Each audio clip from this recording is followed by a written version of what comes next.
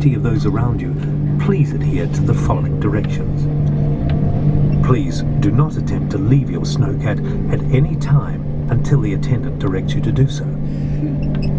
Please hold on to the handrails provided, as this ride will travel across bumpy and sometimes difficult terrain.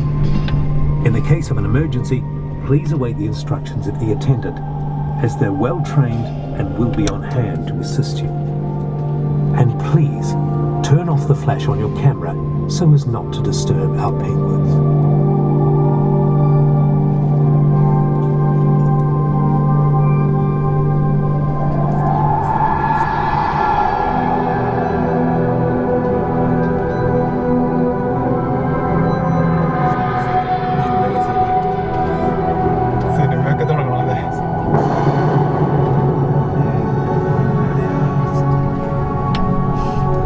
Whiteout conditions such as you're experiencing now are common in Antarctica.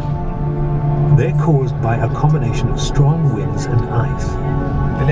Disorientation and extreme cold mean that your only option is to stay in one place. These are the conditions in which Captain Scott and his companions spend their final days. Confined inside their tent, they ran out of food only one day's walk from the next supply depot.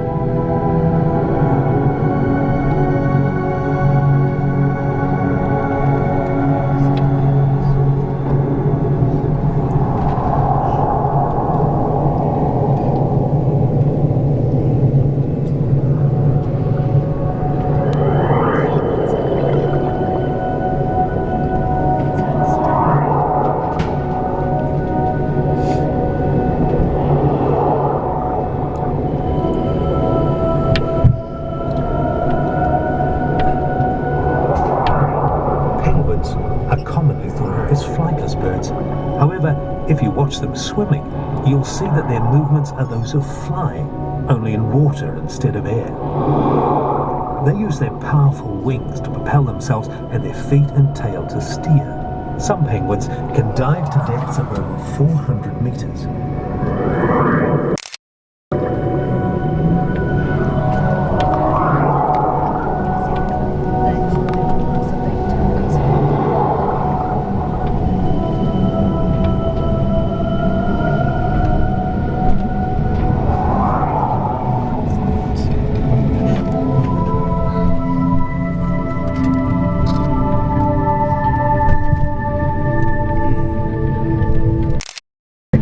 Only found in the southern hemisphere. At Kelly Tarltons we have two species of penguin, King and Gen 2. The Kings are the larger of the two, with orange around their head and chest, while Gen 2s are the smaller black and white variety. Both are common around the subantarctic islands. Our penguin enclosure is subantarctic in both lighting and temperature, and we produce up to 3 tons of snow every day. The penguins are fed mainly herrings, sprats, salmon and squid. Swimming in extremely cold temperatures means that waterproofing is essential to prevent water penetrating through to the penguin's skin. When on land, penguins spend a great deal of time spreading a waterproofing oil produced in a gland at the base of their tail all over their feathers. They're kept warm by a layer of and by dense and numerous feathers, up to 30 per square centimetre, more than any other bird. Penguin feathers wear out after about a year, so must be replaced. This process is called molting. Unlike other birds, penguins must molt all their feathers at once in order to remain waterproof. Penguins cannot swim and feed during the molt. They gorge themselves prior to molting and then rely on their layer of blubber for nourishment as they molt. As a result, they may lose between 20 and 30% of body weight during this period. The entire process can take 4 to 6 weeks. Enriching the environment in zoos improves and enhances animals' living spaces. It stimulates them to investigate and interact with their surroundings. To achieve this, we make regular changes within their enclosure. This is done by building large snow mounds, tunnels, and even the occasional snowman. We also present novel objects such as soccer balls and frisbees for them to investigate and explore. We're constantly changing how we present food to them by varying feeding times quantities, types of food, and where they're fed. Doing all of this gives penguins more choice of activity and draws out their natural behaviours and abilities, therefore enhancing animal welfare. Penguins are social animals. They travel, feed, breed, nest and winter in large groups. This colony is home to around 80 birds. In the wild, colonies can number in the millions. Males and have slight physical differences. Males are generally larger and have longer beaks than females. To assist the bird curation team at Kelly Tarltons, our penguins each have a coloured band around one of their wings. This way we can monitor the health and keep a feeding record for each particular bird. At the edge of the frozen sea, many penguins and sea mammals gather, taking advantage of the rich waters. Penguins feed on shrimp-like krill, as well as squid and fish.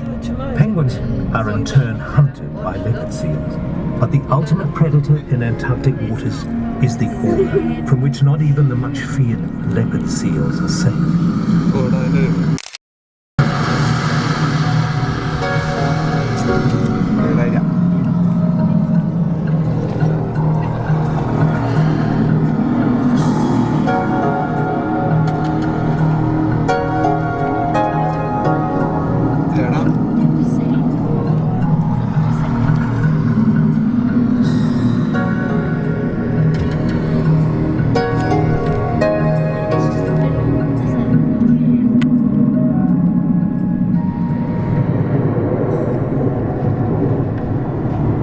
Under the ice, the seas of Antarctica are nutrient-rich. High nutrient levels enable algal species to flourish, feeding small animals, which in turn feed larger animals, in a food chain leading to the orca.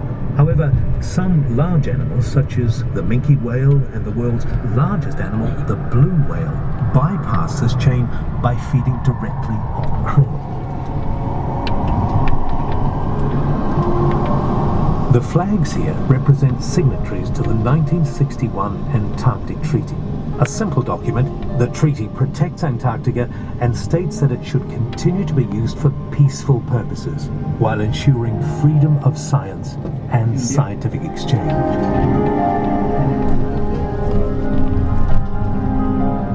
Antarctica is owned by no country, but several, including New Zealand, laid claim to parts of the continent. These claims